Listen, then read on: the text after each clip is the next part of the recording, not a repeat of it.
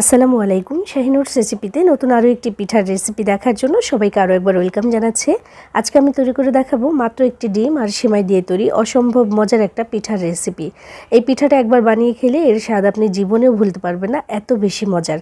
আর এটা মাত্র 10 মিনিটে আপনি ঝটপট করে বানিয়েও ফেলতে পারবেন।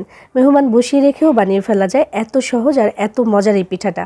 তো চলুন আজকে এই পিঠাটা আমি কীভাবে বানিয়েছি সেটাই দেখে নেওয়া যাক। আর আপনি আমার ভিডিওতে একটা লাইক করে চ্যানেলটি সাবস্ক্রাইব করে পাশেই থাকবেন আশা করছি। এখানে পিঠাটা বানানোর জন্য আমি 200 গ্রামের এক প্যাকেট সেমাই নিয়েছি, যেটাকে আমরা চিকন সেমাই বা পাকিস্তানি সেমাই নামে চিনি, আবার লম্বা সেমাইও বলে থাকি কেউ কেউ। তো এই যে সেমাইটা, এটার এক প্যাকেট লাগবে আজকের এই পিঠাটার জন্য আমার।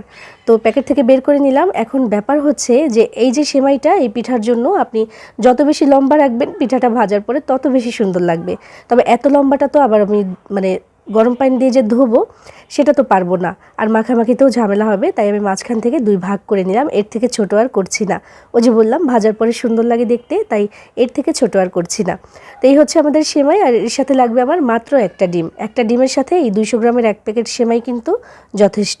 তো এবার এই সেমাইটাকে গরম পানি দিয়ে শুধু একটু ধুয়ে নরম করে নিতে হবে, আর ততক্ষণ এটা সেদ্ধও হয়ে যায়। কিন্তু গরম পানি পেলেই এটা একদম সেদ্ধ হয়ে যায়। তো এখানে একটা বড় সড়ো সাইজের বাটি নিয়েছি বা বোল নিয়েছি, তার উপরে একটা ছাঁকনি দিলাম, দিয়ে আমাদের এই সেমাইটা আমি এখানে দিয়ে দিচ্ছি। তো প্রথমে এই যে লম্বাটাই নিয়ে নিলাম, আর যে ভেঙে চুরে গেছে একটু ওইটা পরে আমি করে নেব। তো এখানে আমি নিয়ে নিলাম সেমাইটা। নেওয়ার পরে ফুটন্ত গরম পানি লাগবে আমার এখানে। গরম পানিটা নিয়ে এখন আমি ঢেলে দিচ্ছি। যেই একটা পাশ এই ছাঁকনিটার মধ্যে আছে প্রথমে সেখানে দিচ্ছি। নরম হয়ে গেলে এমনিতেই কিন্তু উপরের সাইডটায় আমি দিয়ে দিতে পারবো। আর এখন কথা হচ্ছে, যেহেতু গরম পানি দিয়ে ধুয়ে নিতে হবে, তো একটা বড় সড়ো সাইজের কোনো কিছুর মধ্যে নিয়ে নিলেই তো হতো, তাই না? তবে সেটা করা যাবে না, কারণ বেশি ফুটে যাবে বা বেশি নরম হয়ে যাবে আমাদের এই সেমাইটা, আর তুলতে তুলতে একেবারে গলে যেতে পারে। তো সেজন্য এই ছাঁকনিটার মধ্যে নিয়ে ঠিক এইভাবে করে একটা পাশে প্রথমে আমি গরম পানি ঢেলেছি, নরম হয়ে যাওয়ার পরে বাকি পাশটাও এভাবে উল্টে আমি দিয়ে দিলাম। এবার আবারও একটু গরম পানি ঢেলে দিচ্ছি, এটা এখনই হয়ে যাবে। দেখবেন ঢালার পরে মাত্র 20 থেকে 30 সেকেন্ডের মধ্যে যে এমন নরম হয়ে আসছে, দেখেন কত সুন্দর। তবে খেয়াল রাখতে হবে এর থেকে বেশি নরম যেন হতে না পারে। পানি ছেঁকে তুলে নিচ্ছি, আর যে বাকি যে একটু গুঁড়া আছে সেটাও আমি করে নিয়েছি একইভাবে।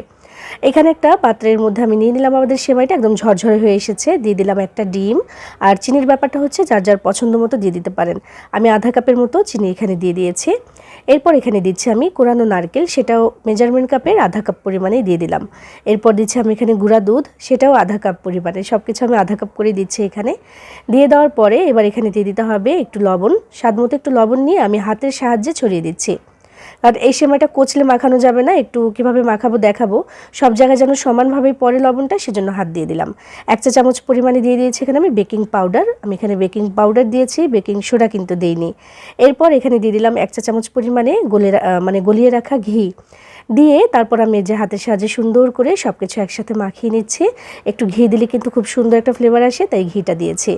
একটু খেয়াল রাখবেন যেন কোনোভাবেই কচলে মাখানো না হয়।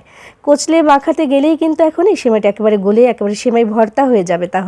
তাই সেমাই ভর্তা না করে সেমাইটাকে খুব সুন্দরভাবে এভাবে আলতো করে ধরে ধরে আমি উঁচু করে করে বারবার একটু গড়িয়ে নিচ্ছি বা মাখিয়ে নিচ্ছি।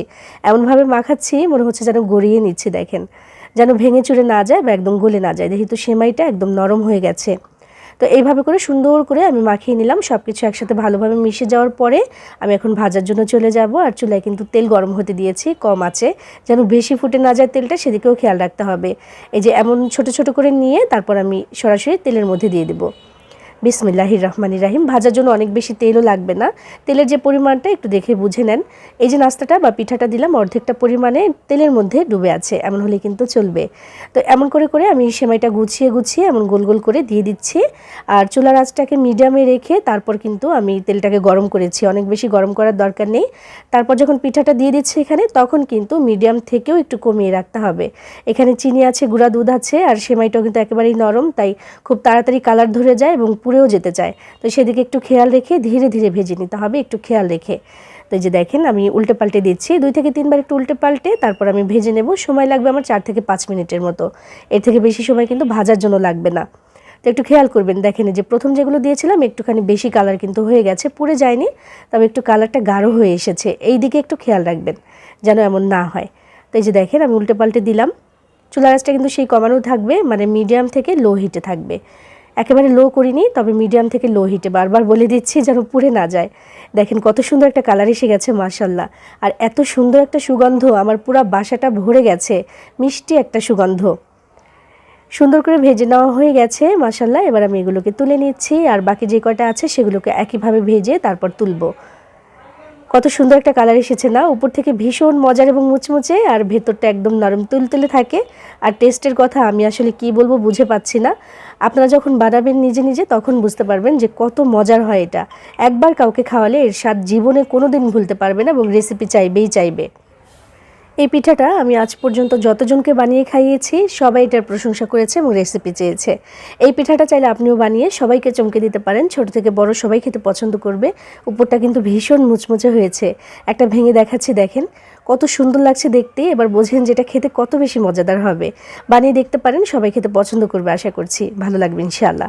সবাই ভালো থাকবেন, সবার জন্য সবাই দোয়া করবেন। আল্লাহ হাফেজ।